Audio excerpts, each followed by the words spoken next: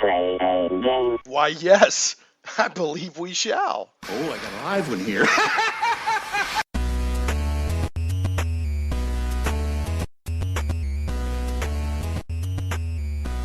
All right, so now we're recorded, so everything that, any funny things you say could potentially go out on the internet. Could potentially reach the world and change all civilization.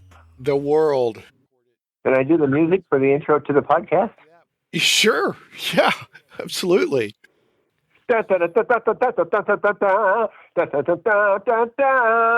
Getting geeky all up in your podcast. It's Shane Plays Geek Talk, a journey into the things we love. I'm your host, Shane Stacks. Thank you for pressing play.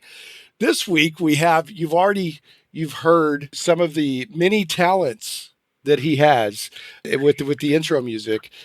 We've got joining us for this episode is Ken St. Andre, who is that name will definitely be known to tabletop role players who know their games out there, and he does other stuff too that we'll get into in the course of this discussion. But Ken, welcome to Shane Plays, and feel free to introduce yourself further.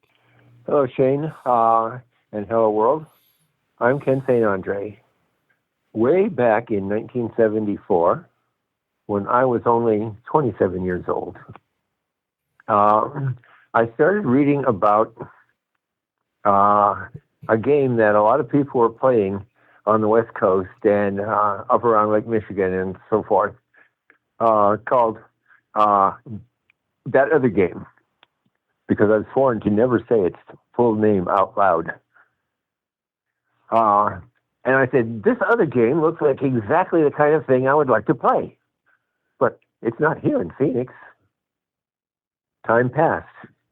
April of 1975 came along, and I went to a Friday night games club meeting, because we'd been doing those for 5 years already. And I got there late. Everybody else was playing Risk. Risk was the big game in the 1970s. But one person, whose name I keep having told to me, and whose name I continually forget, brought their freshly acquired first edition white box, printed in the Gygax garage version of That Other Game. So I asked permission, and I sat down and I read it. And the more I read, the more I said, this is insane. This doesn't sound at all like what they were talking about on the internet or in the fanzines, because the internet wasn't really going yet in 1975. But you know what? I see what they were trying to do, and I think I could do it better. I'll make my own game, and we'll do away with things that don't make sense, like moving in inches. It was a miniatures game. That Other Game, which is the most popular role-playing game in the world today, and probably the most popular miniatures game in the world today, was basically a miniatures game based on Napoleonics and other miniatures genres. And Dave Arneson got the idea that squad leaders and other people in his squads could actually speak in voices and talk to their men. And he could do orc noises and stuff from the dungeon hallways. And that began role-playing as we know it. But it was still a miniatures game. I went home. I went to the library the next day and took out every book I could find on medieval weapons and earlier, along with every book I could find on magic and sorcery.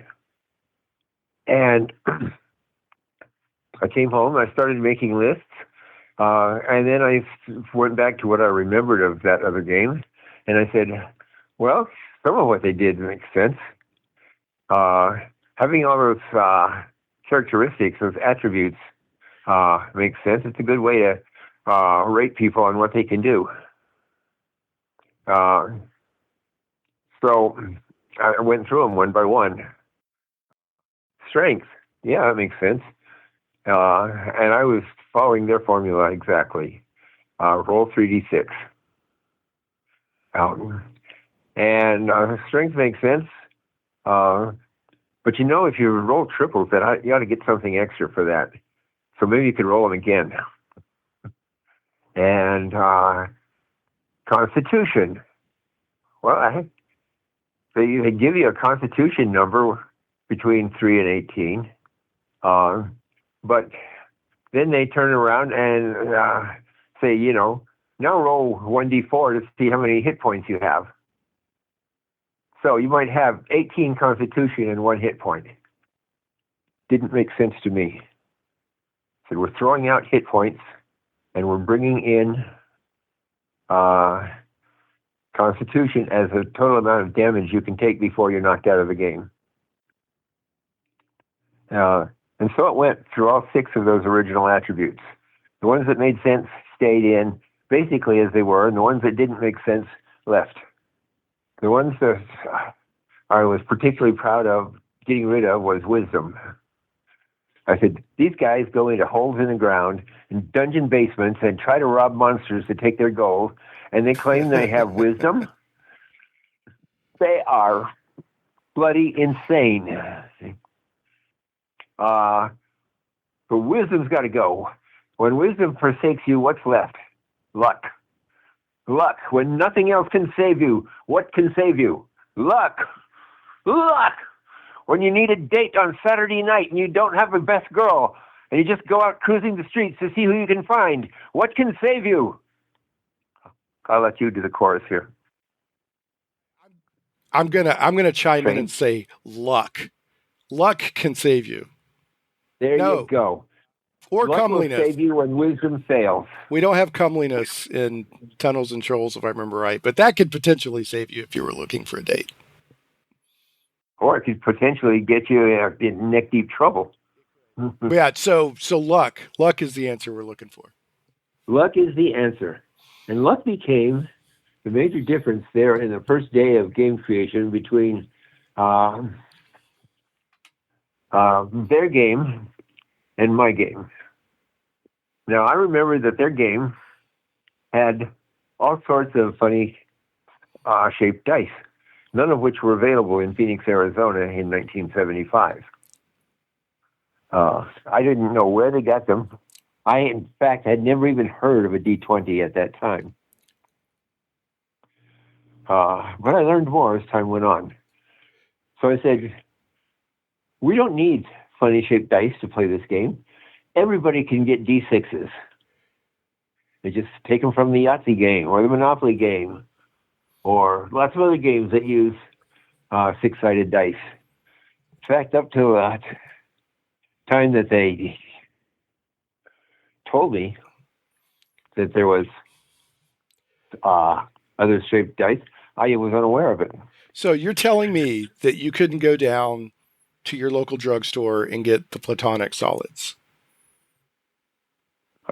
Get what? I think they were called Platonic solids originally. Never heard of them. Yeah. I went to lots of drugstores and toy stores and never heard of a Platonic solid. They were I evidently in the beginning, as it were. I think even the company that made the game that you shall not name was sourcing them from like math places, or places that sold like math supplies for school or something like that. I'm welcome if anybody's listening to this and want to fact check me on that. I'm open to that, but I think that was the case. So yeah, most people didn't even know what there those was such were. A thing as Platonic solids, right? We figured Plato was solid. We'd heard of him, but he never spent much time talking about his solids. which is probably a good thing. I don't really want to hear about other people's solids if I don't have to. So anyway, please go on. I interrupted you to make a bad joke. That's okay. Bad jokes are where I live. See, me too. That's why I like you so much. Well, actually, I want to stop here before I go too long. I have a note here that I wanted to mention. Before I forget, I want to offer a special thanks to Matt Barton of Matt Chat. Matt reached out to me It said, do you know who Ken St. Andre? I was like, of course I know who he is. And he had your contact information and said that you were open to interviews. So I just wanted to give a thank you before I forget to Matt Barton and Matt Chat. Thank you, Matt, for putting me in touch with Shane. There you go. And his friend and mentor, Rocky Calavito, I think helped him come up with some interview questions and stuff that I have. So if we have time, we'll get into those. So, okay, so we just use D6s. Everybody can get those. And I made a game roughly modeled on what I thought I understood about that other game that I figured everybody could play. And I tried it out on my friends about a week after writing it all down and taking the time to dig a dungeon because I figured it's up to the game master to dig the dungeons. We just couldn't go out and buy them in kits the way you can now. So I dug a dungeon. And that so first dungeon, you literally dug it, like you went in your backyard and got a shovel and dug the dungeon? No, I went into the backyard of my mind. Oh, okay. And got my mental shovels and dug the dungeon and wrote a complete description of it down on paper. And then I brought 4 or 5 of my friends over and said, now I'm going to teach you a brand new game. It's very popular in other parts of the country, but it's not exactly what we won't be playing exactly what they're playing. We're going to play my version of it. Well, my friends in Phoenix had already seen several versions of games that I had made out of nothing, and they liked them for the most part. There was a Star Trek game that was extremely popular for 1 year. So just to clarify, you made the Star Trek game. I didn't make Star Trek. I made a Star Trek game. Right. I took a big piece of poster board, and in the center of the poster board, I planted the planet Earth. And on the 4 corners, I planted the Gorn, who were the first savage, bestial, totally, utterly, without merit, alien race that Star Trek sprung on the world. And then the Klingons, and then the Romulans, and the webmasters, whatever they were called, the Tholians. Do you remember seeing the Tholian web? Or was it before your time? Absolutely, yeah. That's one of my favorite episodes. It was a good episode. So I figured of the 4 alien races that we would put up there to contest with you, the Tholians would be the 4th. And they all had powers and ships designed after what I could infer from the TV shows. And they all used D6s to fight. And our ships, I needed something that would be distinctly ship-like. We're not little rocket ships and little models of the Enterprise and so on. I went to a clothing store and bought a huge bottle of old buttons. I believe Federation ships were little blue buttons. Romulan ships were big black buttons, and so forth. And we all had a great time. The object of the game was to conquer everybody else. And to do that, you would form alliances between the different groups. But actually, Earth was in one of the corners, and the Romulans were in the center because the Romulans were the toughest. And the center was the easiest place to get to. So you made the Romulans tougher than the Klingons? Oh, yeah, definitely tougher than the Klingons. Because of the stealth? Because they could stealth? They could stealth. But more than that, remember the early episodes of Star Trek? Did the Klingons ever impress you as being very bright or good fighters? You know, we only got to see it from Kirk's point of view, but he dispatched most of them with relative ease. Well, now that you mention it, I think that I just, because Klingons have always been built up to be so tough. So I don't really have a frame of reference anymore for the very first time, like I saw a Klingon on the original Star Trek. But I do remember Balance of Terror, where Kirk is up against the Romulan commander, and it's almost like a submarine. Yeah, that was a very tense episode. Yes, I think based on that alone, I figured the Romulans were the toughest people in our part of the galaxy. The Romulans rebelled against the peaceful ways of Spisak, or whatever his name was, on the Vulcan planet, and took off to be a warlike planet. But in other ways, the Vulcans were obviously superior to Earthlings and almost everybody else they ran into. Luckily for the galaxy, they didn't do much running around and hurting people. Yeah, right. They were kind of seclusionary. What's the word I'm looking for? Where you just kind of tighten up your borders and hang out there. Pretty much. They had their own little corner of space, and they didn't want anybody else intruding on it. And neither did the Romulans, who were sort of protecting them from the side. Well, they're our ancestors. We won't conquer them. But it was plain to me from the beginning that the Romulans were the toughest.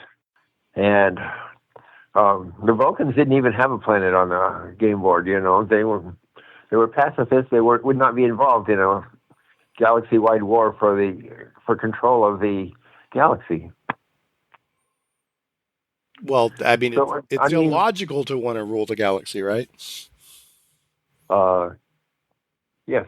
I guess I'm giving them a motivation if they need one. So to not be. It is illogical to want to rule anything. Right. Well, that sounds. Do you happen?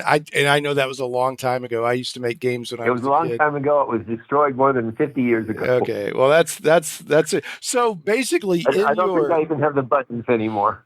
Well, that was pretty smart to go get buttons. I mean, now you can just run down to the local gaming store, or even like Barnes and Noble or Walmart or something these days, and find gaming accessories. But back then, you had to improvise where you could. So back then, I improvised where I could. I made stand-up cardboard figures for my Barsoom game and my Tarzan of the Jungle game. So you made games from two different Edgar Rice Burroughs properties, right? Because yeah, Barsoom was also Burroughs, wasn't it? The Mars. That's right. Yeah. Well, cool. So you had game designer DNA in you from the beginning. It sounds like.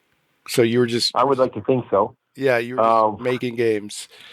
When I was 6 years old, my father taught me to play chess. And on our very first game, I stalemated him.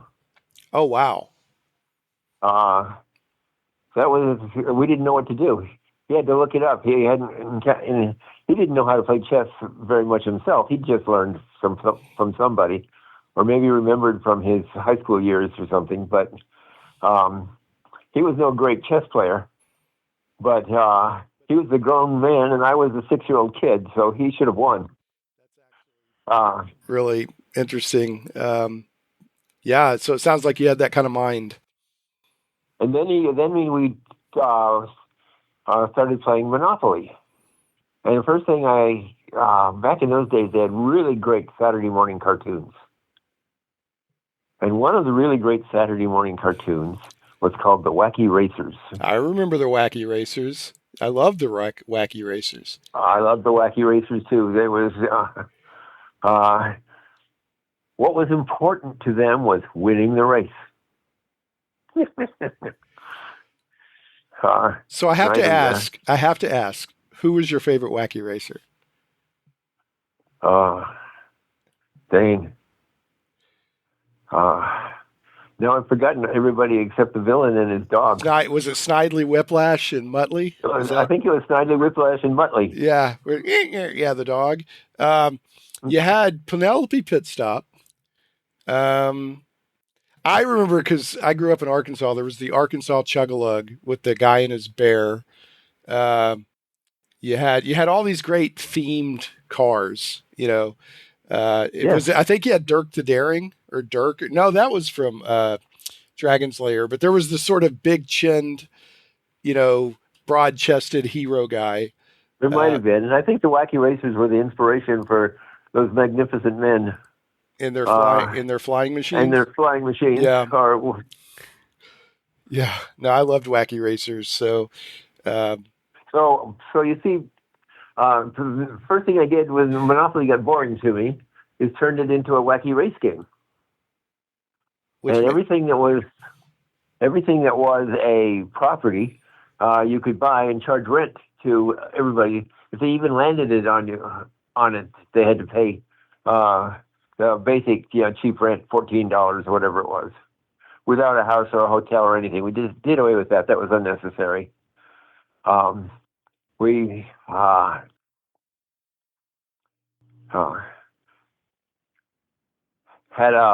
doubles rolled and added and rolled over like they did in regular Monopoly, and that's where that came from in my game designing history.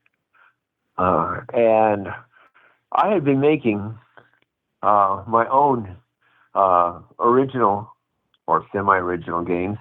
When I found out that there was such a thing as fairy chess, I said, oh, I want to make a chess game with its own rules. I think I found that out when I read The Chessmen of Mars by Edgar Rice Burroughs.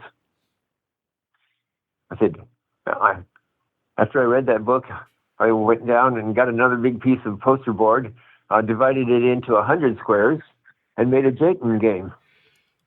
So you single-handedly kept the poster board industry in business in your youth. Well, I don't know about that. I probably bought 8 or 10 big pieces of it. Anyway, point is, I had some game designing experience under my belt, and nobody had ever risen up and slapped me down and said, "Ken, that's stupid." So when I encountered that other game, I figured I could make a version of this game that we could play, and it would be a lot easier to play, and it wouldn't be so slow and awkward with all this moving in inches and using rulers to figure out the line of sight and all the rest of that stuff. I had never been a big miniatures fan, but I did play it in my senior year of high school.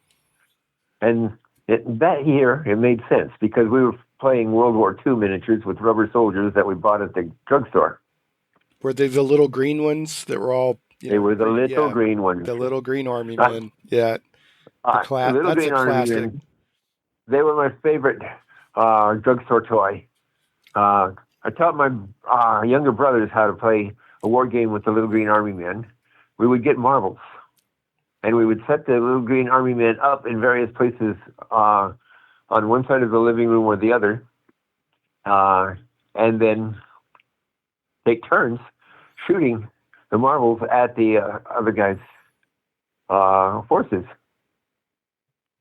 And if you knocked the man down with your marble, he was out.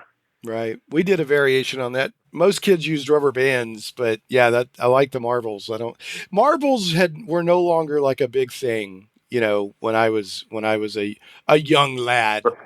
But I still had a lot of marbles because they were a tremendously big thing when I was a kid. Well, they were, the more I learn about marbles, they were, and some people are going to disagree with me on this, but this is my take. It was sort of the collectible card game of its day because people would trade the marbles, right? Oh, I like this marble. I want this.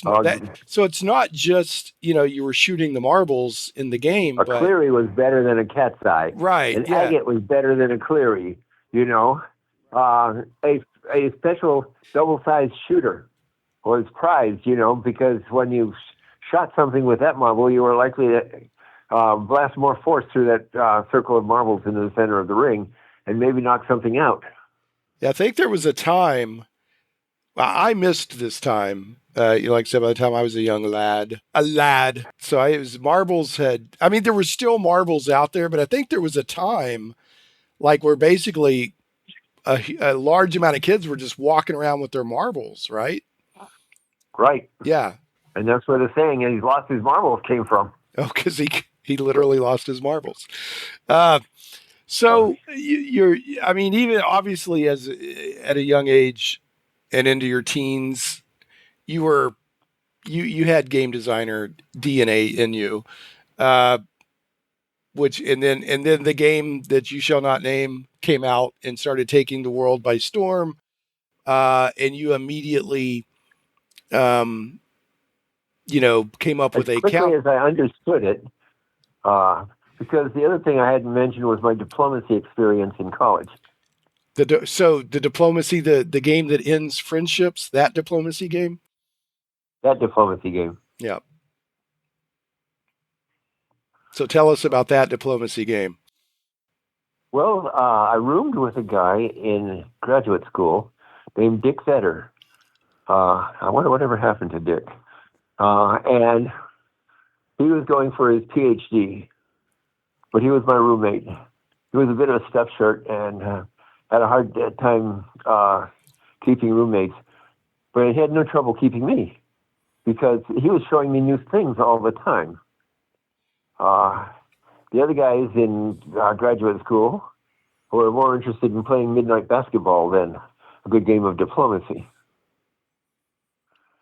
So he taught me about diplomacy variants, and I made a Conan variant and a Stormbringer variant. Hyborian diplomacy and Stormbringer. The Young Kingdoms was my diplomacy variant, and they were just diplomacy variants. You had your country. You could be the Illyrians, or you could be the Melniboneans, or any of the other Moorcock races, and they all had something that made them different. And they all moved troops around using a big jar of buttons that I had earlier to try to conquer the world. Those buttons were some powerful buttons. They represented a lot of stuff. So just for I'm going to imagine that most people that listen to this podcast know when he's talking about Stormbringer and it's Elric, right? You mentioned Moorcock, Michael That's Moorcock, right. Elric. That'll also come up later because at one point in your career you worked on a Stormbringer role-playing game. But anyway, yeah, role-playing game for Chaosium. Yeah, so you've got so you had a roommate that taught you. I think I heard right. You didn't teach him; he taught you the diplomacy variants. Yep. So between, but he talked about the variants of diplomacy, but he only had a regular diplomacy game. I went out and I think the first thing I made was a Lord of the Rings diplomacy game. So you could actually play as like Sauron's forces. Yep. Nice.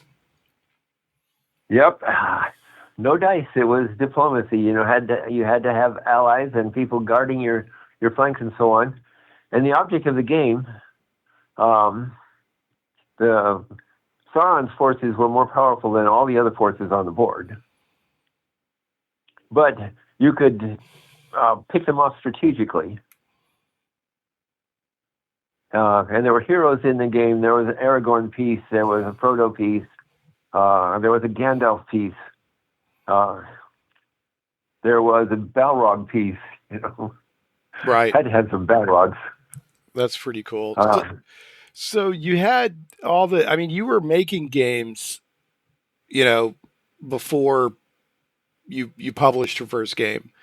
So but I wasn't trying to sell them to anybody. I didn't think there would be any interest in my games when everything else was polished, slick, and plastic. Mine was all cardboard, colored pencil, and improvised pieces. So when you did Tunnels and Trolls, as I understand it, I think you printed, 100 copies. I printed 100 copies exactly. So is that the first game that you ever attempted to sell? Yes, I guess it was the first game that I ever sold. Okay. Because I told my friends in the Phoenix area, I'm going to make 100 copies. You guys have to stop using my one hand-typed copy of the rules photocopy each other's copies of my rules, and then I need my rules back because I'm going to make a better one, because suggestions came pouring in. The time was ripe for fantasy role-playing games. The Lord of the Rings books had just come out from Ballantine, and were doing great. And yeah, the time was ripe. It was in the air. It was in the air. But unlike, I had already done a couple things that were similar. I had started a fanzine. And I had joined Lee Gold's fanzine, where all he required was a couple of pages of Spanish game talk every month. Yeah, Lee Gold is legendary among the fanzine community. So you jumped right in on it. You were, as you mentioned at the beginning of the podcast, kind of joking around. You're like, you put your stuff out on the internet. The fanzines of the day were the internet of the day. Were the internet of the day. Yeah, it's where the discussions were happening and that people were, learning about other things. There were flame wars, just like in forums on the internet. It's fascinating, actually, all the stuff that happened because of fanzines. So you printed 100 copies. I printed 100 copies. And then I went to, I think, Tucson in Tucson, where I saw my old friend Rick Loomis, who was the guy's house that I was at the night I read the rules of that other game. And I didn't read them all. I only read the more legible ones, and the ones that made sense. So I have to interject here. Rick Loomis, of course, is Flying Buffalo, right? Yes. Right. Okay. So that's... And Rick was there trying to sell his Star Wars game by signing people up to play it. Did you say a Star Wars game? He was doing fairly well. No, not a Star Wars game. Well, it wasn't Star Wars wouldn't have been out yet. Yeah. It was not Star Wars. It was... God. Can't remember. That's the problem with being old, Shane. But it was it like a space combat? Star game? Web. Star Web. It was Star Web. So it was Spider-Man. It was Spider-Man in space. I'm sorry. That was terrible. That was terrible. Spider-Man hadn't even been invented yet. Poor Spider-Man. But so you went to you said it was TuskCon. He was there selling subscriptions to Star Web and promoting his play-by-mail gaming company called Flying Buffalo. Let me ask you this. How big did play-by-mail get? I know there's still a little bit out of there, but without people being able to, get online, or with conventions not being as common as they are, people being able to find opponents, was play-by-mail like a pretty big thing for a while? It was mostly unknown. Okay. But the people who did know about it were hardcore fanatics about it and recruiting people all the time. Fair. So, I mean, play-by-mail allowed you to invest some personality into your characters, or into your races if you're playing a game like Star Web. So, the fact that Rick was already doing that, and Rick was going to game conventions, which I learned about for the first time that first year in 1975, when Rick and I were at the science fiction convention at the same time. Okay, and so 1975 was a great year for me. It does, yeah. It sounds like a very important year. I learned about gaming conventions and science fiction conventions, and I attended as many as I could get off to. And at TuskCon, I came up to Rick because of the 100 copies that I had made. I only sold 40 of them in Phoenix. So that was virtually all the gamers I knew in the world. Right. So I said, Rick, I've got this game that I made. How about taking it to your next game convention and trying to sell it for me? It sells for $1 a piece, And I think it's a pretty good game. You should try it. If you want, I'll come over and teach you how to play it real quick after the convention closes tonight. And so he got a basic idea of how Tunnels and Trolls was played. And he took it up and he put this stack of Tunnels and Trolls on his counter there. And he was sitting across the aisle from Gary Gygax. Oh, interesting. At the Origins game convention in August. And Gary was sitting there at his own coffee table, slacking his first edition of Dungeons and Dragons for $10 a piece. And a teenager came up to Rick's table and asked, well, what's this Tunnels and Trolls game? And Rick told him about it as well as he could. And the kid said, how much is it? And the kid says, Rick says, it's $1. Kid pulled out $1 and gave it to him on the spot. Walked away, happy as a clam, trying to find some place where he could buy some dice. Then the kid came back the next day and he talked to Gary on the other side of the aisle. I love this story. This is a great story. You should meet the internet glow with anger, probably, because the kid went over and listened to Gary explain that other game, and the kid said, oh, it's like Tunnels and Trolls. Oh, no. I'm sorry. That's pretty funny. After that, there was never any possibility that Gary and I would be friends. Oh, no. So did you ever, I'm assuming at some point in your career that, you crossed paths with him. Yes. Half a dozen times, maybe. So how did those 40 go? years. It didn't go. It didn't go at all. I didn't talk to him. He didn't talk to me. Interesting. Okay. We were in the same room. We were not on the same panel. I had nothing to say. I had made up my mind not to say anything too heinously evil about that other game. The worst thing I ever did to them was call them that other game. The other game. All right.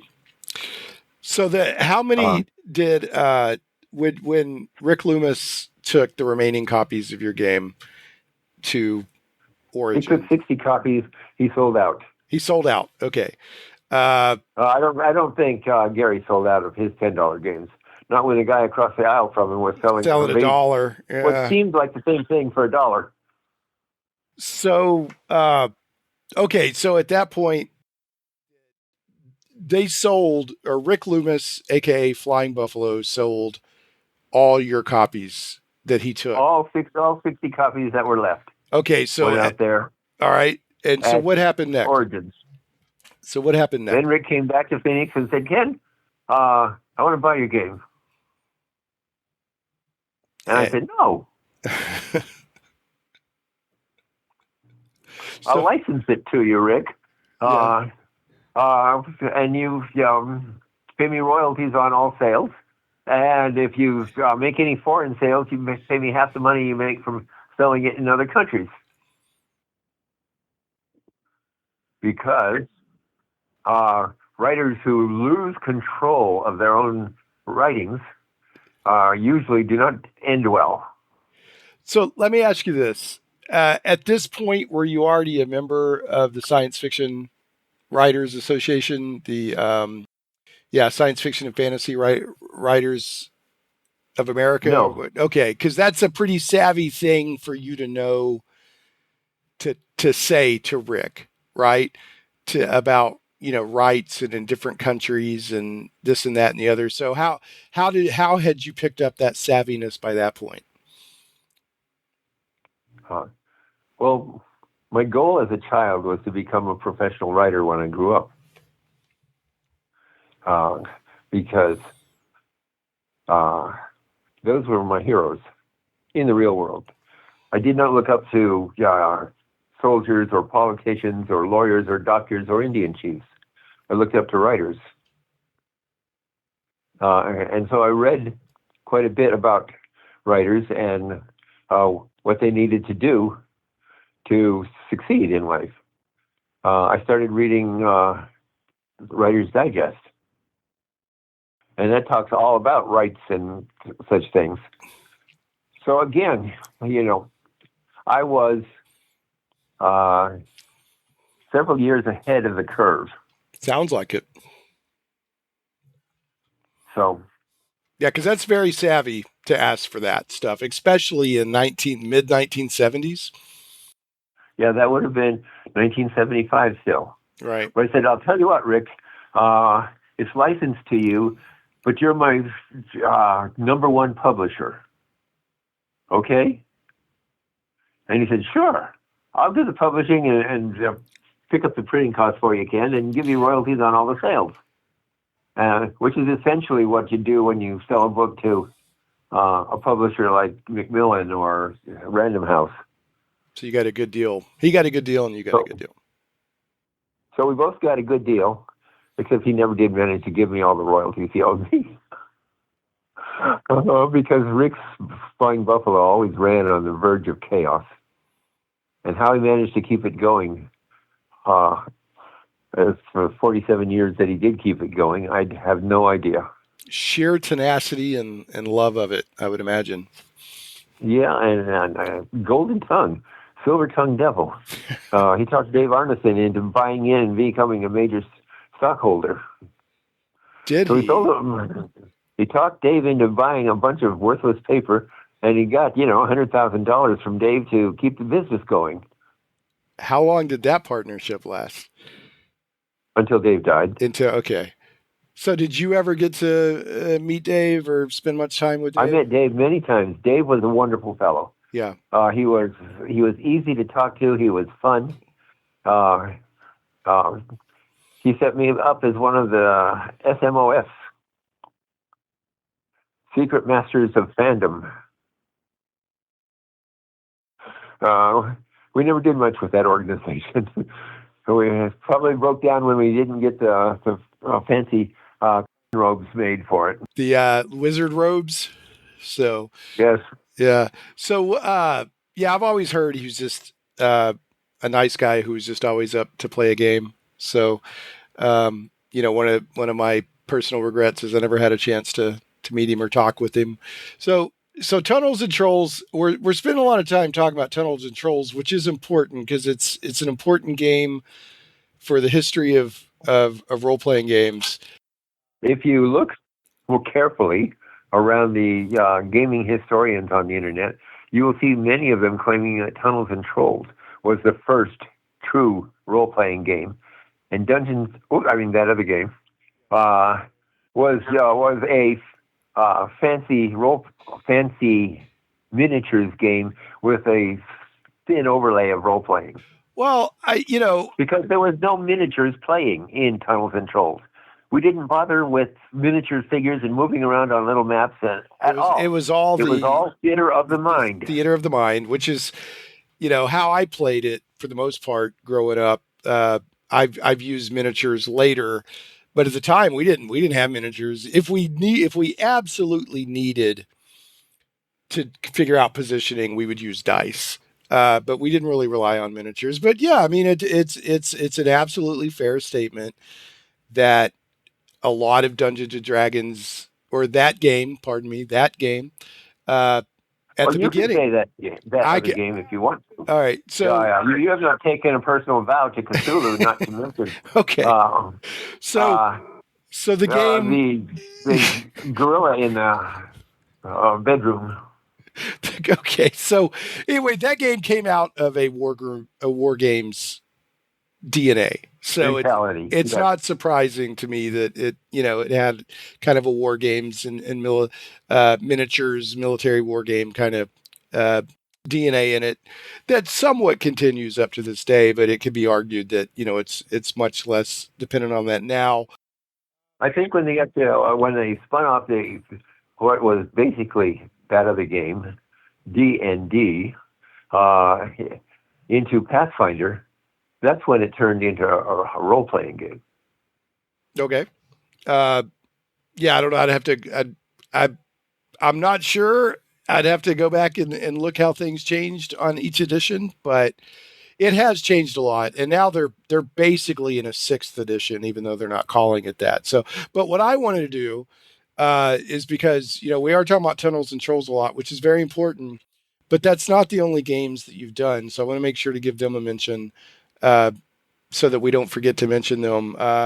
You also created. Well, no, what you need to do is set up a second interview tomorrow or next week or sometime when I'm still lying around at home, not feeling so great, but always vanity-driven egomaniac that I am, willing to talk about the great things I've done in gaming. Right. Maybe we could do that. Yeah, that's definitely a possibility, but just in case. So that way, then you would be the only person up to this time who's bothered to interview me twice. Oh, you've never been interviewed twice? Not by the same guy. They probably figured they'd heard enough of this blather on one trip and didn't want anything more. Well, I don't know. I think you're an interesting guy to talk to personally. So, but you did so you did Tunnels and Trolls. And then in 1976, you created a game or released a game called Starfaring. Is that correct? That's right. Okay. Yes. And as it turns out, Starfaring was the first science fiction role-playing game. That's what I had Without a note here. I had a note here that it's considered the first sci-fi RPG ever published. Now, I've never personally run across Starfaring, so why don't you want to tell us a little bit about? You're not trying very hard. Go to drivethrurpg.com. Look up my Troll Godfather Press. Give me $6 and buy a copy of the game. Well, that's good to know. So there's not only is that good to know the Starfaring's there, but folks, there is a shout out, a promo, a general, a classic game that previewed many other things that later since become cliches in science fiction gaming. Such as? The one cliche I never did was, making all your gaming characters into Space Marines or something like Mark Miller. So that obviously referring to Traveler. Now, is Traveler a game that you will not mention the name of? Do you feel as strongly? No, Mark and I are good friends. Okay. Mark and I had a lot of respect for Mark, and I realized that Mark had done it right, whereas I'd done it wrong. Because who really wants to play a ship that goes around crashing through stargates and looking for star crystals and spending a lot of time with dice and protractors and maps of the galaxy? Well, I came up with an original system for mapping the galaxy. I might want to use protractors and look for star crystals personally, but anyway, that sounds kind of fun to me. I mean, if I was 11, 12, 13 and you described that game to me, I'd be like, I want to play it. It was a wacky game. Yeah. It was an absolutely wacky game. The characters in Starfaring are the starships themselves. And each starship had a living human brain inside it. A concept that I borrowed without a moment's hesitation from Anne McCaffrey's The Ship That Sang. Because you have to realize I was an incredible science fiction fan, too. Have you ever read of any of the culture novels by, I can't believe, Ian Banks? Yes. Yeah, I loved how he did his. I don't think they had human brains, but the ships were basically living entities. That's some good stuff. I love the culture novels personally. Okay, so you did Starfaring, which can be found on DriveThruRPG. Folks, look for. Right, I started that in January of 1976. By that time, Rick Loomis had already printed the second edition of Tunnels and Trolls, which had quite a few changes, but nothing basic. One of the things that changed was we made weapons more powerful with the second edition. Now, why was that change made? Do you remember? Because I realized that if we started with the cheapest weapon being a 1d6 dagger, there was no room in there for human weapons, karate masters and such like things. So a human, or basically any sophont, starts with 1d6 of basic combat. Effect. You can do damage with your fist, or your head, or kick somebody in the shins, and it hurts, and, people have killed each other by actually just hitting them right.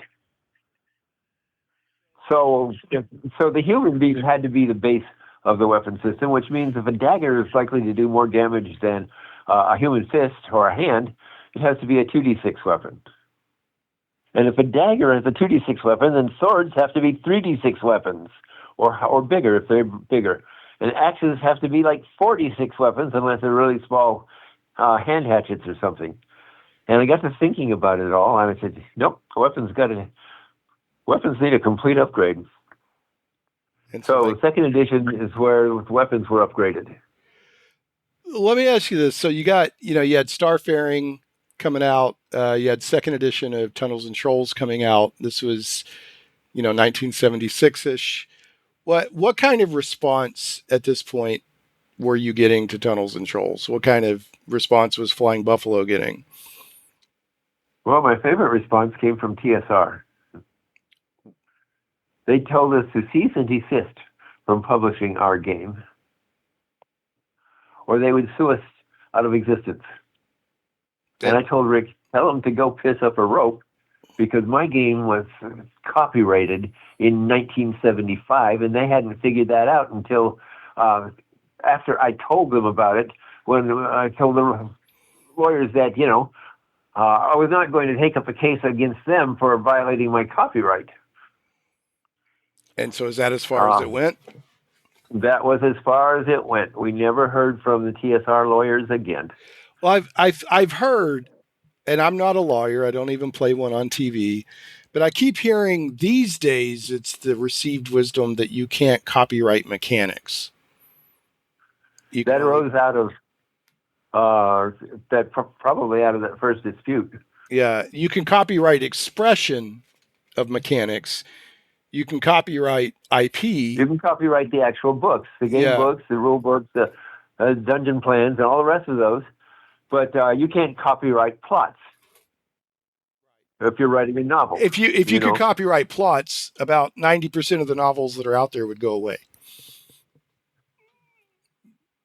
Because I don't think so. I'm just saying there's only so many original plots, right? They're very. You don't need an original plot to sell a thing. What you need is a lot of people paying you money to use their plot.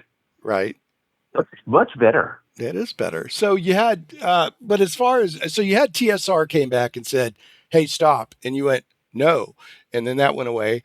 But what kind of response were you getting from, I don't know. It was doing fairly well at the time in 1975, 76. There weren't a lot of other role-playing games out there, which is why when the Chaosium published their game of RuneQuest, the dedication says, this game is dedicated to Gygax and Arneson, who first opened Pandora's box, and to Ken St. Andre, who showed that it could always be opened again. Nice. That's a nice dedication. It was a nice dedication. I had already met Greg and Steve and Perrin and a few others of the Chaosium crowd at gaming conventions in California. Now, I got to meet Steve Perrin once, and he was a genuinely nice guy. He actually was sitting next to me at a gaming convention. We were in the same game. I think it was a D&D game being run by Jeff D, actually. And I didn't realize what a guy. Yeah, I didn't realize that it was Steve Perrin until about halfway through the game, and then we got to chat afterwards. So that was really nice. So you were a busy beaver at this time, because in 1976 you also had Monsters, which has an exclamation point after each Monsters, that came out from Metagaming Concepts, and then later was published by Flying Buffalo. So that was supposedly in 1976. And then later was published by me and Steve Crumpton by Trollhalla Press. So tell us a little bit about Monsters. Well, I was a busy beaver at the time, and I got a letter from Howard Thompson, who was running a small gaming company called Metagaming in Texas. And the letter basically said, Ken, would you be willing to design a role-playing game for me? Oh, so you got, he was looking for somebody to, so you weren't just like, hey, I have this idea for a game, like somebody like wanted to utilize lacking anything. Yeah. He came to me and I said, well, we think, I think I could do that. I have this idea for a game that turns that other game on its head and turns my own game on its head, but it should be lots and lots of fun. And he said, oh, what is it? I said, what if you played the monsters instead of the good guys in the role-playing game? And the object of the game was to create as much destruction, havoc, and terror as you possibly could. And you got rewarded for doing all the evil things that monsters do. I mean, I'm in. I'm in. Pardon? I said, I'm in. I'm sold. Sold Howard, too. And I said, I could turn Tunnels and Trolls on its head and make a completely different game out of it. And we would call it Monsters, because that's what the terrified villagers scream as they're running away from the monsters advancing on the village. So how was that received? How did that go over? It went over quite well. But something weird happened with Howard Thompson, and he decided to get out of the gaming business. And when he decided to do that and not to publish my game anymore, I asked him if I could have the rights back for a reasonable price. He says, yeah, you can have them back for $300, which is probably all he made from selling it. Even though I had Liz Danforth artwork all the way through, and it was beautifully illustrated. It's much better illustrated than the first versions of Tunnels and Trolls. And it came back, and then I licensed it to Rick. I said, Rick, how would you like to go on publishing Monsters at the reduced level at which you work, which is, you don't have the glossy covers and the acid-free paper and the rest of that stuff. And Rick says, well, give us another role-playing game, and it's got your name on it, so yeah. So Rick published it for a while. It's nice to have those relationships, isn't it, where you don't have to wrangle and it's not a huge, life or death business. You just, it sounds good. Let's do it. It's very nice to have them. If I was going to give advice to any young game writers and so on, there would only be two pieces to it. Do your own thing. Do what you think is right and would make a good game. And make friends. Yes. Definitely. The internet is great. I love the internet. I've built relationships on the internet, but there's a different level of relationship building when I go to game conventions. And, if I wanted to, I'm not really that fired up to do it, but if I wanted to suddenly get into writing games and selling them, I now have the relationships, I think, that would let me do that from an informed position.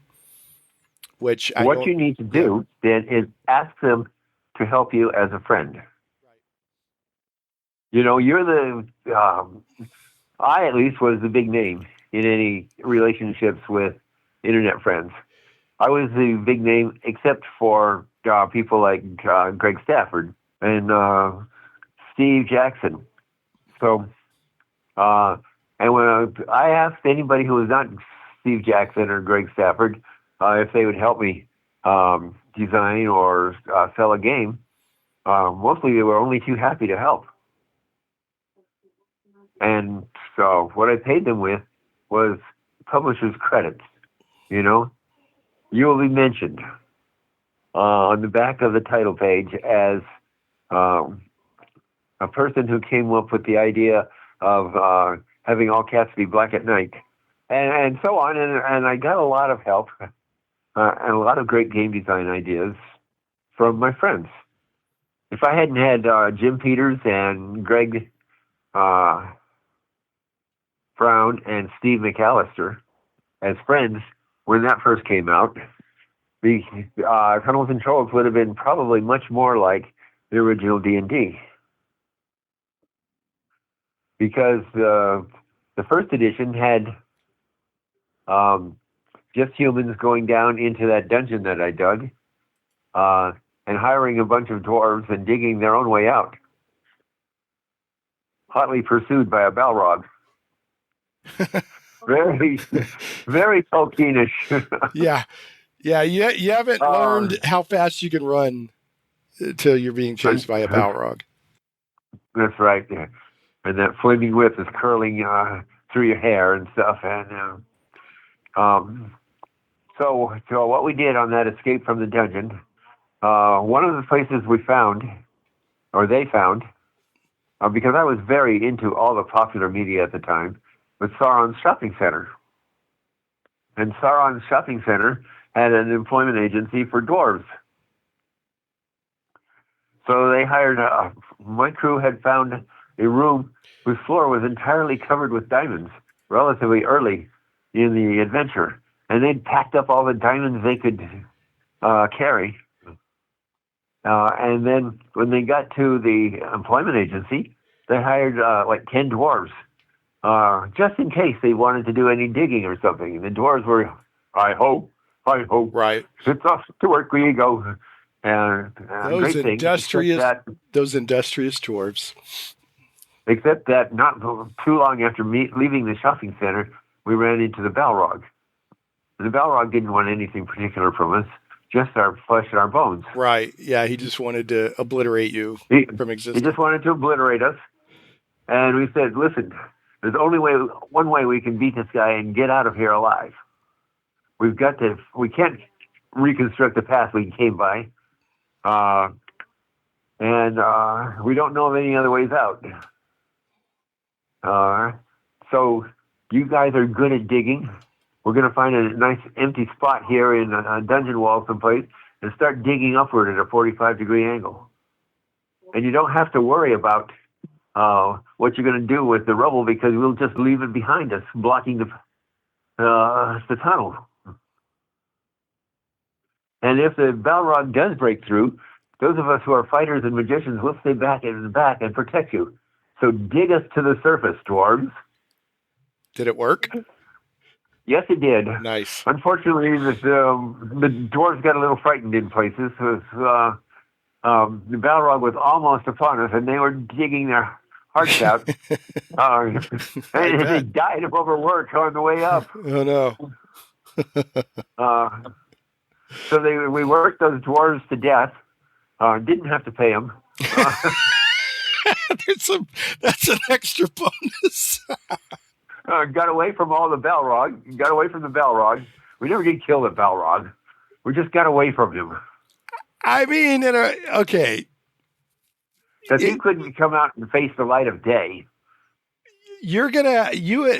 By most game standards, now I understand that there are games that have statted out the Balrog, or another game, they might call it a Balor, but your average adventuring party is not going to take out a Balrog.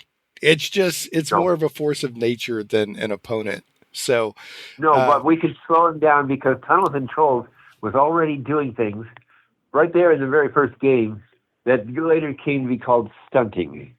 Do you know what stunting is? Yeah, where you pull stunts that aren't necessarily in the rules, right? Well, they're not necessarily covered per se in the rules, but they're not forbidden by the rules. Exactly. It's For example, you used to see stunting all the time. How do you keep a giant from chasing you very far?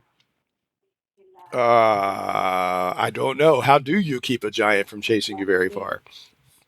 Tie his shoes together. I almost answered, but I was like, no, that's the joke answer. But no, evidently that's the real answer. Together, and then get up on an elevation where you go, you can't catch us, and then you run away. Well, the giants aren't too bright in Monsters or other games usually, and they try to catch you. They don't even look at their shoes. because they're 30 feet tall or something, and or maybe 100 feet tall in TNT. And they get mad, and they take one long step to go after you and fall flat on their face. Right. I mean, so it just scales. What works at a normal size ratio will work at a larger ratio. It all scales. So, Yes.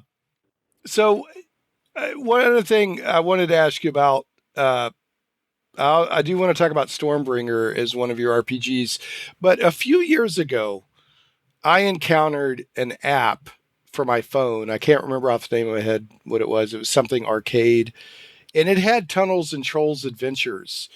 And That's it would right. be A man named David Reed came to see us in Phoenix yeah, and licensed and gained a license to do a telephone app based on Tunnels and Trolls, and it was very based on some good. of the adventures we had written.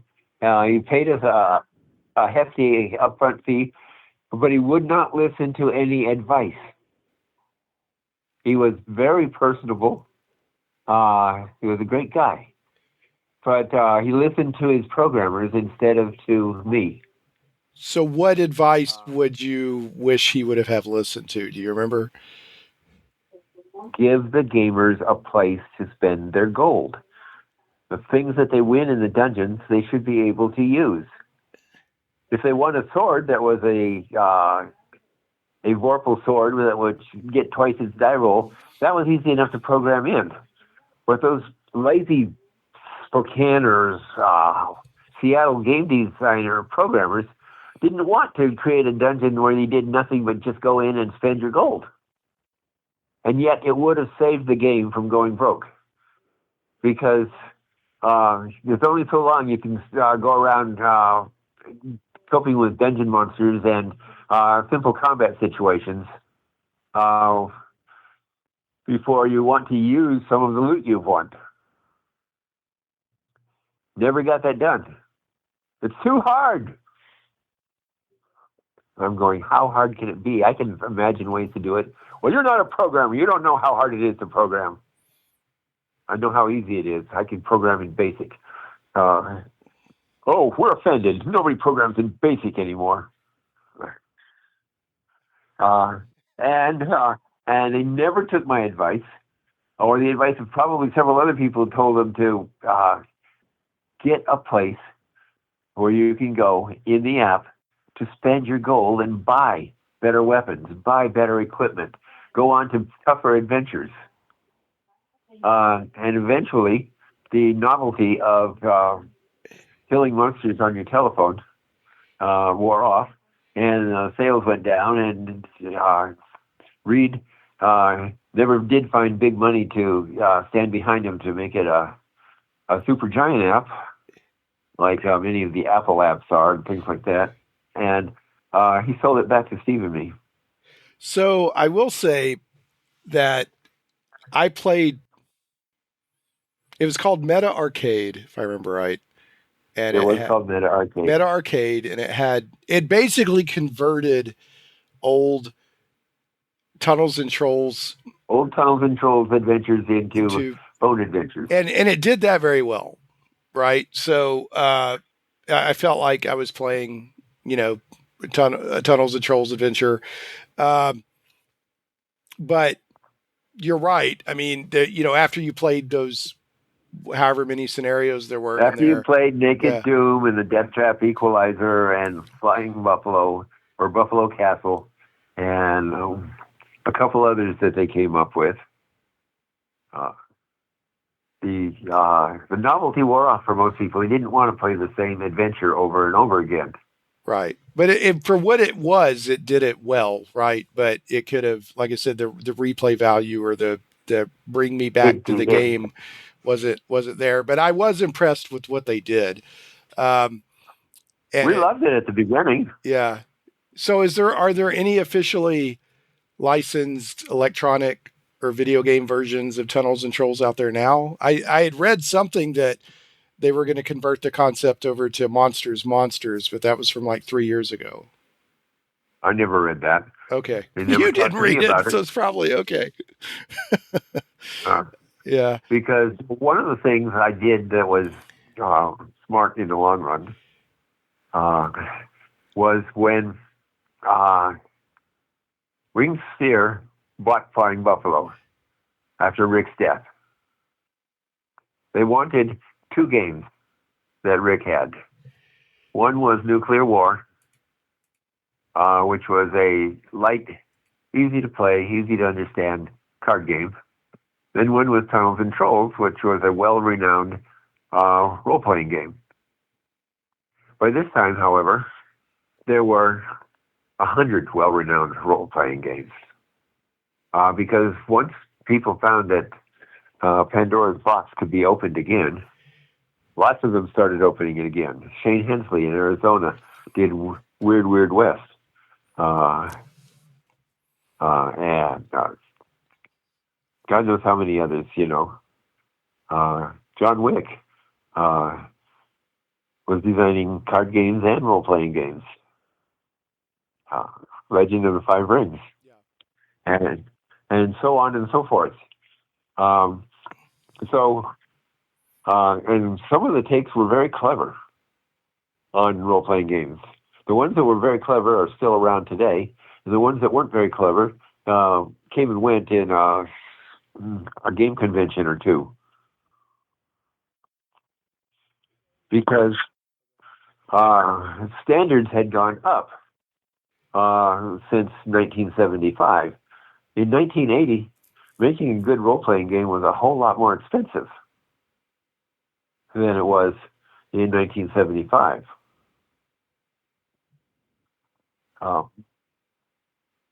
So do you think that if we graphed that, do you think that's been a steadily upward trend? Or do you think it's level? In sheer number of games that are out there, I keep running into things I've never heard of before. Yeah. Go to Reddit and enter a role-playing game forum and see how many of the role-playing games you've ever heard of. Yeah, you've ever heard of. But I guess, so the amount of, I mean, it's been what's that thing in the fossil record they call the Precambrian explosion or whatever? I mean, there's been a Precambrian explosion of role-playing games, over the past however many decades, and more keep getting made. But I guess I was talking about like the price and the production values and all that. Do you think that that's kind of steadily climbed upwards? Like if I want to make a role-playing game that's competitive in the market today, has that price ever leveled off, or does it just keep going up and up and up? It keeps going up and up and up. And the price is related directly to two things: cost of materials and the cost of talent. Now, the price may start going down and down and down because, and I hate to say it, but AI is going to take out the price of talent for artists, and is already doing so. Yeah, that's got a lot of people upset, but I think it has a lot of people upset. Mostly they're the artists, because the players don't care. The purists care. Well, it's not the purists that keep the gaming industry in business. It's the people who are caught by a flashy commercial. Right. Well, and let's be honest. So here's the thing. I'm not advocating for AI to replace artists. That's not what I'm saying here. A lot of people, they'll pick up a game and look at it and say, hey, this looks pretty good. And they're not thinking to themselves, should I check to see if this was AI created art? Right. And nope. They're just like, oh, this looks pretty good. Okay. So this looks good. Yeah. And so they buy it, and they're not necessarily trying to help the AI overlords eradicate humanity. They just, hey, this looks pretty good. Right. So, and I think there's a lot more people like that out there than there are people that have put themselves on vigil of saying, I'm not going to buy anything that has AI art in it. So I think the inertia, for good or bad, I'm not advocating for it. I'm just saying, reality being reality and companies trying to save money, I think the inertia is going to trend towards there being AI art in role-playing games as a common thing. I think so too. Yeah. Go out. Well, I'm trying to get you to spend your money, Shane. Shamelessly on my part. Go to drivethrurpg.com. Yeah, I'm going to go to drive-through-RPG. I'm doing it right now. You're going to hear my keys clacking. All right, I'm going to drive-through-rpg.com right now. Right now. Yep, here I am. Look up Troll Godfather Press. Troll Godfather Press. All one word. Yep, I've got it. Okay, I should have brought up a page with a couple of lines of games on it. Yes, I'm looking at the very first one is Matahari Mission for Cthulhu. But there are a lot of games. That is my latest game. Yep. It's my latest game. I believe it is the best one I've ever written. Wow. As I believe I have improved steadily through the years. If I see a good idea that somebody else is using, I'll steal it just like that. They're stealing mine. So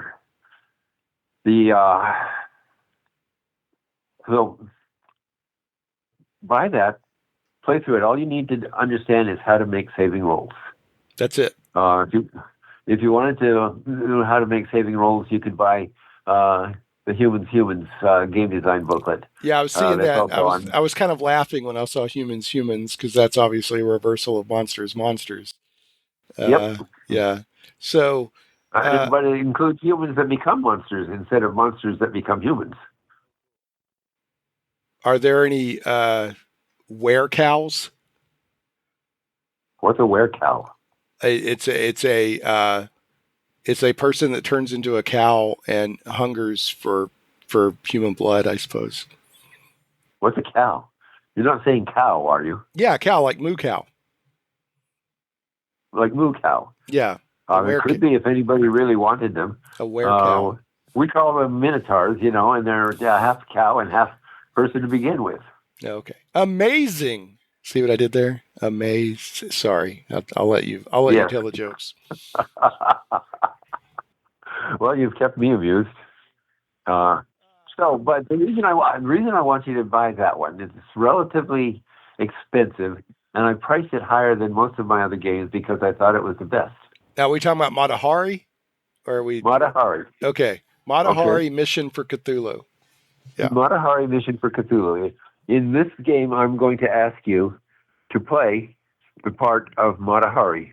And Matahari was a famous spy who was also... She was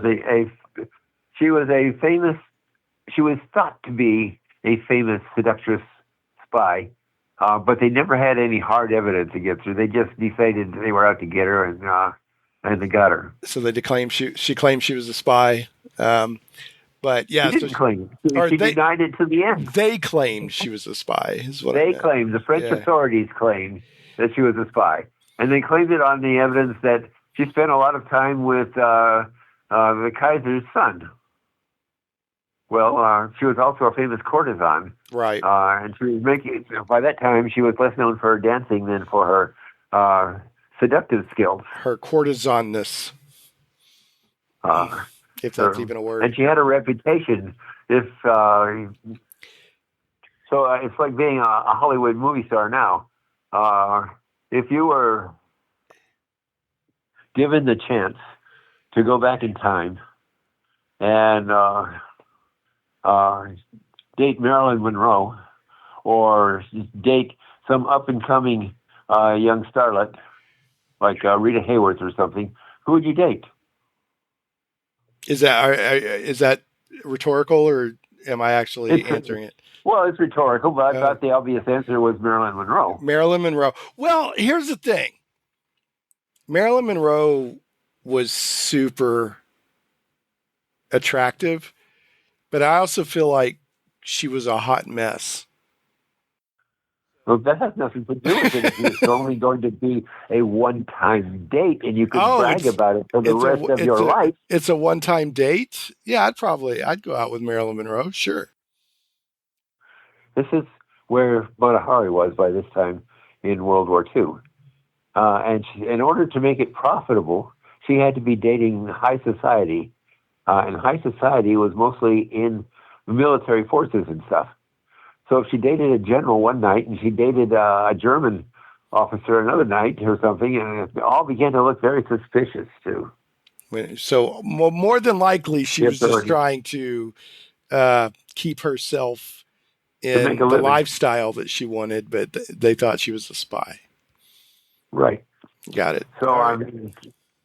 So what game system, like what system, or what is this, a self-contained game, or does it use another system's rules? Like, what is the Matahari Mission for Cthulhu game? She has to steal a crystal skull.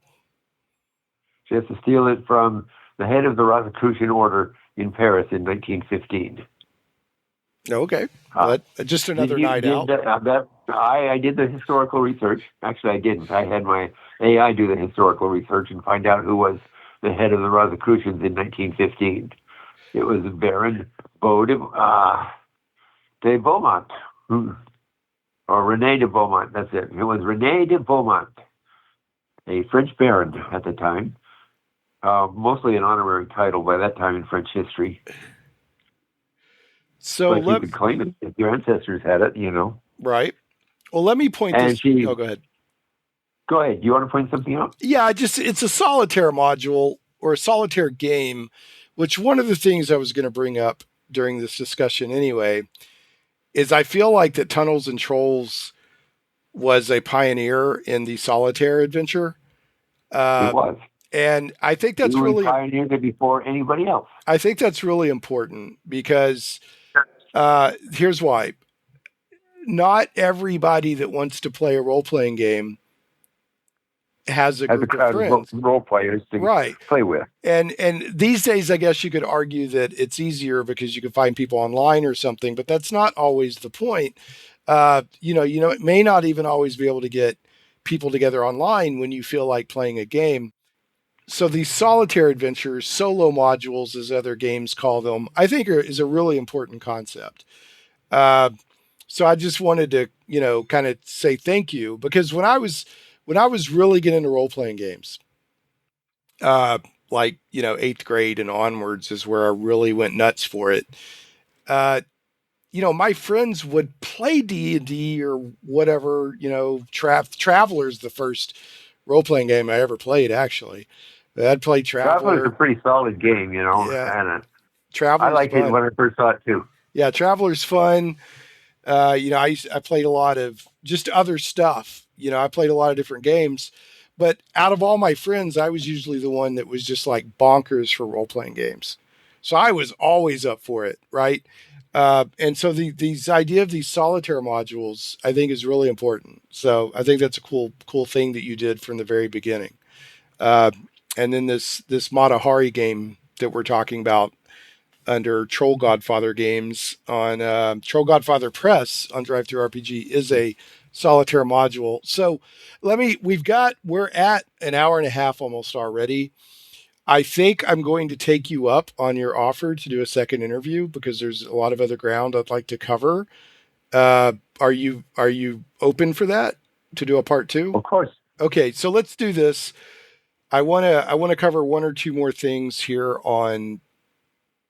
for this, and then I'll try to stay on the answer to your question. Oh no, that's fine. I mean, we can come back to like I said, it's not a formal Q&A; it's a discussion. So I've been tickled pink where we've, as we followed our nose here.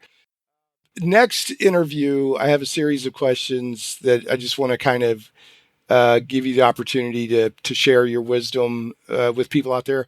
And I also want to get into your video game stuff on the next interview, like Wasteland and Wasteland 2. And I know that you were big into the adventure construction set at one time. So the last thing I want to cover here is I wanted to give you, because one of the last, now you've done other games since then, you got Troll Godfather Press and all that, but one of the last, earlier games you did to help form what the RPG hobby was in 1981, as we mentioned with Chaosium, you did Stormbringer. So do you want to tell us a little bit about that? Right. I'm quite proud of Stormbringer. When I finished it, I thought it was actually a better game than Tunnels and Trolls. I had a few more years of experience by then. Greg Stafford was saying, well, we'll just use the D20 system for everything. And I said, Greg, why? There's no reason that we have to block everything off in 5% groups. Let's use D100. So I believe Stormbringer was the first D100 role-playing game. Oh, let me make a note of that. Wasn't aware of that. Because now wasn't RuneQuest and it ended up being a D100? Or am I getting confused here? So you're getting confused. RuneQuest is definitely not D100. Well, what I pitched to Greg for Stormbringer, after I heard what Rudy Kraft had pitched to him, I went, yeah. You went, blah. All right, anyway. Yeah. Greg just sent me a note and he says, well, I'm thinking of giving it to Rudy Kraft. He's the only one who seems really interested. I said, don't do that, Greg, please. You know, Rudy will turn it into a second-rate imitations of that other game. I have studied everything Moorcock has ever written. I will give you a game that's authentic in its details. The Lormirians act like Lormirians. They have purple-sailed ships, and they are a bunch of greedy merchant types.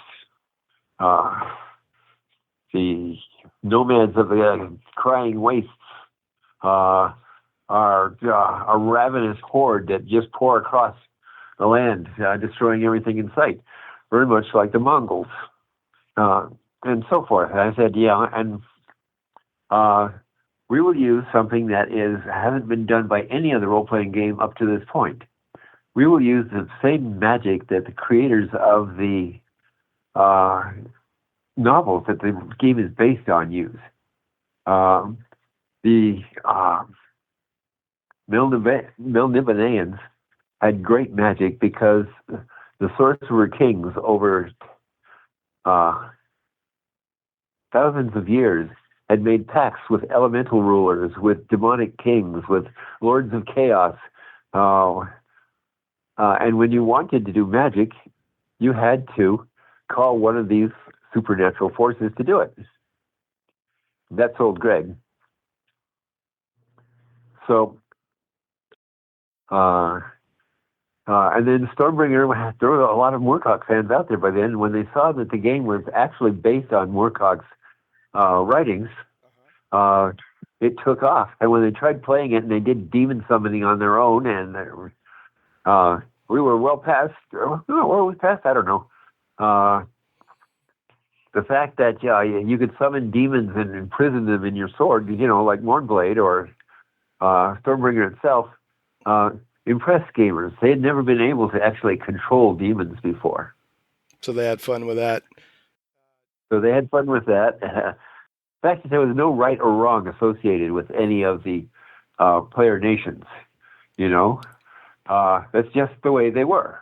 The chaotic priests of Pantang wanted to conquer the world. They wanted to be another Melnibonean empire, but they didn't have nearly the talent that Melnibone had. So, real quick, you're obviously probably the closest thing to a Elric expert that I've personally talked with. Is it Elric of Melnibone? Is that how you say it? Melnibone? That's how I say it. That makes more sense than calling it Melnibone. Yeah, Meldibone. Yeah, you feel like it would have that flourish, that kind of almost exotic flourish. Melnibone, the empire was supposed to be decadent and sophisticated, and above all others. And what do we associate with sophisticated, decadent peoples? I don't know. Sophisticated, decadent language. The French are probably the worst example of that. Yeah. The Elric books are, I mean, I haven't read them all. I've read several. Did you get in, I confess I haven't played Stormbringer, even though I know that it's, kind of one of It's hard to find anybody to play it with. It's bought, it's marveled over and drooled on. It's like, if you played Stormbringer, you probably also played Tecumel. Now, Tecumel is, over the recent years, I've learned more about Tecumel. In fact, I think my next interview that I have lined up to talk about the books of John M. Ford is with Victor Raymond, who's currently with the Tecumseh Foundation. So Tecumseh is some fascinating world building. What did you have? Did you play Tecumseh much? No, but I had a copy of the first edition, and I eventually sold it to John Witt. Now, did you get into what I was going to say? Like, I haven't played Stormbringer. Did you get into this idea of the eternal champion? Isn't Elric? Doesn't he repeat across the multiverse?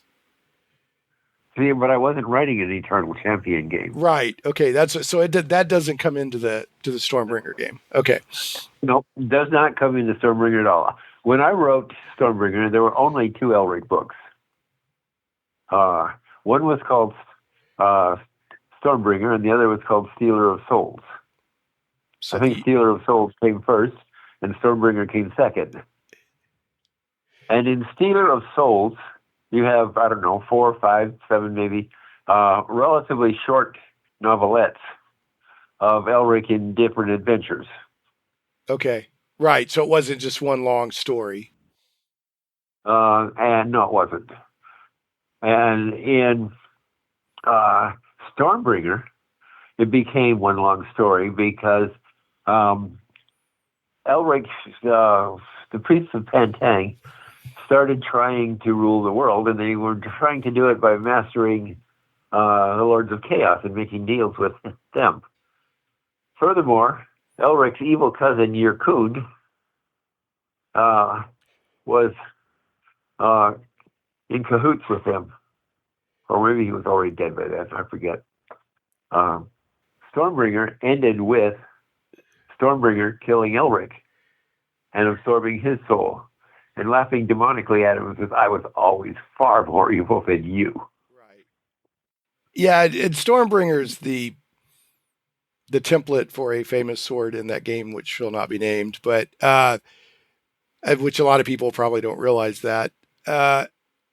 So which Elric, which of those first 2 Elric books was it where he made a deal to get some kind of magic boat that could go across land, but the god who, I don't know, owned the boat or something didn't really like Elric, so it was always kind of working against him? Do you remember that? I remember the boat that could sail on land and sea. Yeah, that's it. Yeah. But it seems to me that was first introduced as a vessel for Jari O'Connell. I thought it was in, I could be getting confused, but I thought it was in one of the first 2 books. I believe it was in one of the first, what is it? Moon River. Sorry. No, not even Moon Glimmer. Moonglum was the Elric character, but the British Empire against the last remnants of freedom in Europe had Hawkmoon. That's the guy. The Hawkmoon series, I think, introduced both the Eternal Champion and the boat that sailed on land and sea. Okay, I guess maybe I'm getting confused then. It's easy enough. He wrote, 5 different series, all of whom were supposedly the same character, and he wrote one that was an Elric novel per se, but where he goes on this boat and he sails between the planes and he meets his other incarnations. And all of this had to have happened before Stormbringer. Oh, okay. Yeah, that's not confusing or anything. I've got an Elric book that I haven't read yet. It's actually sitting here on my shelf. I can't get to it, but it's almost like it's set like in like with Native Americans or something like that. I could be wrong. I picked it up, like at a used something, and I haven't gotten around to reading it yet. If you get a Michael Moorcock book, you should put that on top of your reading list. I am sorry. I will. Don't read anything else until you finish it. Yes, sir. That is. I will do that as soon as this interview is over, and I will say that Ken St. Andre told me that that's how it needs to happen. For those that are curious, the book in question is The Skraeling Tree, subtitled The Albino in America, which is part of the Eternal Champions series. I do want to kind of, we're at almost an hour and 40 minutes. I do want to wrap us up for this part one. We will definitely do a part two. I can't thank you enough for your time. My last question is, I noticed that you were a librarian. And then I think you retired from being a librarian. So Ed Greenwood is also a librarian, evidently. And I think he's still because when I would talk to him before about doing interviews, he'd be like, I need to schedule time off work, or I've got to get time off work to go to this convention or whatever. Have you ever run into Ed Greenwood? And if so, did y'all swap old librarian stories? That's the question. We never swapped any old librarian stories, that's for sure. Well, okay then. I'm not sure I've ever even met him, although the name is familiar. Isn't he more associated with that other game? He is associated with that other game. He created that other game's Forgotten Realms. Yeah. But I just noticed y'all were both... And that is why I would never associate with him or many of the other notables who are big in that other game. So there's not like a librarian brotherhood that would transcend that? Oh, no. Okay. I mean, we could call upon it, but... My librarian brother. There is a National Library Association, and I haven't gone to one of those conventions for 35 years. He's a Canadian librarian, right. So you're not even Canadian. Yeah. Wow. Yeah. So anyway, I just noticed that. I thought I was wondering if you guys ever swapped librarian stories. Librarians don't have that many great stories to swap. Do you ever just, when you're a librarian, did you ever just go grab a book and hide somewhere and read, or was it too busy? Well, I never did that while I was at work. That's for sure. Well, you're a diligent worker with a good work ethic. I was a public librarian, not an academic librarian. When I was at work, I was expected to be on the job all the time. And we salute you for that. So I love libraries. I still think libraries are very relevant. And I love going to the library. It's one of my favorite. There was a movie called City of Angels that had like Meg Ryan and I think Nicolas Cage in it. And it was literally about angels. And you couldn't see them, but they hung out at libraries. So if you went to a library, there were just angels all around. And I loved that. I just loved that idea. They just hung out at the... I never saw that movie. Yeah, they just hung out at the library. So I thought that was neat. So, well, that would explain why you met a better class of people in libraries than out on the streets in general. I love libraries. I can still remember the first time my dad took me to the Lehman Library in North Little Rock, Arkansas, and I got my library card. And as a provisional young new library member, I could only check out 2 books. And I checked out 2 dinosaur books. One of them, I was pretty young. I mean, I might have been like 5 or 6. I don't know. And it ended, I got home and I was so disappointed because it was the same book, but one of them had a different cover on it. I can remember that plain as day, but man, I love libraries. Well, Ken, this has been amazing. I appreciate it so much. We will do a part 2. Thank you for offering that. And in that, we'll get into some more of your game stuff, including I want to talk about Wasteland 2. And I'm fascinated because I can remember playing this back in the 80s, the Adventure Construction set, where I guess you were an editor for a fan club for that. And I want to hear your stories about you cutting your teeth on the Adventure Construction set and how it may have played into your Wasteland experience in 1988. But we'll save that. We'll save that for the sequel. So, and then we got a lot of questions too that Matt Barton and his mentor. Now invite your listeners to send their own questions in. I will. And see what you get. Yeah, we'll do that. So we'll see if we can get some more questions. I always build audience participation. I love audience participation. So one thing I always do, I'm glad to hear that you like bad jokes, because one thing I always do is I end my episodes with the bad joke of the week. So, and these are bad. I mean, they're bad. Yeah, they're not good. So, so you mentioned, You mentioned the French earlier, so here we go.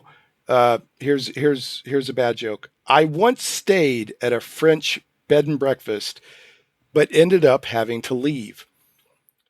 The place was giving me the crepes. Ooh. Ooh. Oh. Oh. That's a bad joke, and it's not even dirty. Okay, so why aren't vampires very self-aware? Because they have no reflection. Yeah, they can't reflect. Yeah, you're ahead of the game here. So they can't reflect. Okay, so why does the chicken not cross the road? Why does the chicken not cross the road?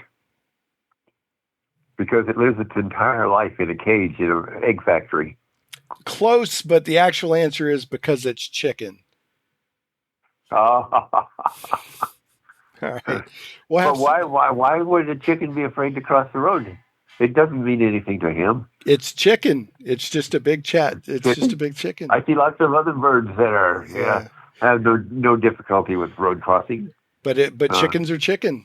They're afraid. Chickens are chicken. Yeah. You have to have something to be afraid of to be chicken. Well, that's just how scared they are.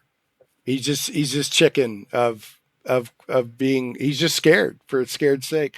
One of my favorite chicken crossing the road jokes came from they did the remake of Lost in Space. They did the Lost in Space movie in the 90s, and the robot was telling a joke. And he said, why did the robot cross the road? And the answer was because it was carbon bonded to the chicken, which makes absolutely no sense, but it still cracked me up. So, yeah. All right.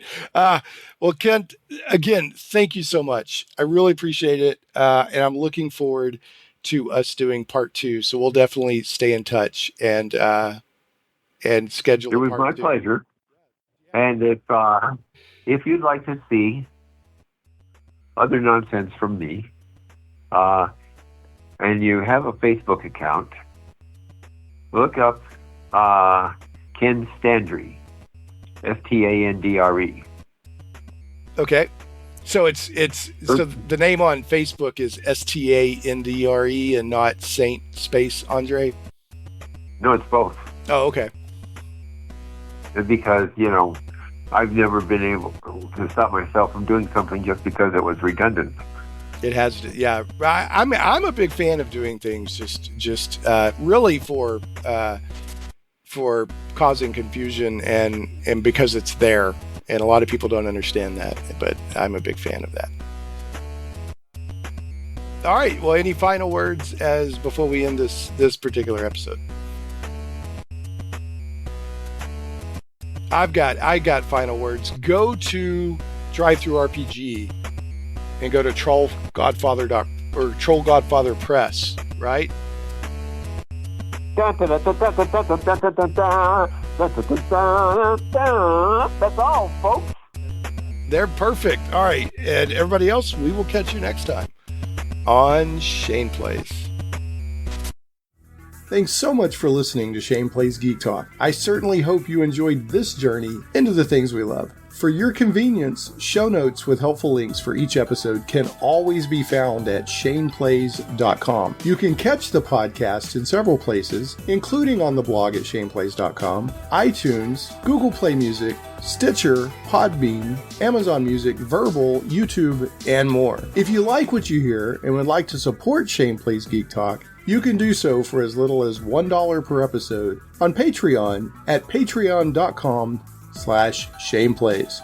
Thanks again for listening, and we'll see you next time. Stay geeky, my friends.